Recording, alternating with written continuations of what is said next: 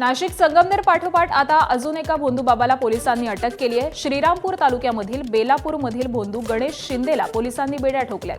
पीडित महिलेच्या तक्रारीवरून भोंदू गणेश शिंदेवरती बलात्काराचा गुन्हा दाखल करण्यात आलाय।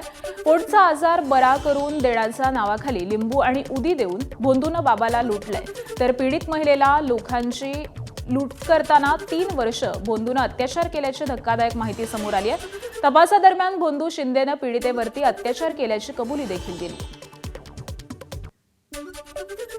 एका पीडित फिर्यादीने तक्रार दिली की गणेश माधवराव शिंदे नामक बाबाने मागील 3 वर्षापासून तिच्याकडून तिला पोटाचा त्रास होता, तो बरा करून देतो म्हणून मंतरलेलं लिंबू व उदी तिला दिली।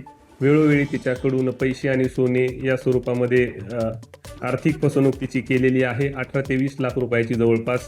तसेच तिच्यावरती तिच्या इच्छेविरुद्ध शारीरिक संभोग केलेला आहे।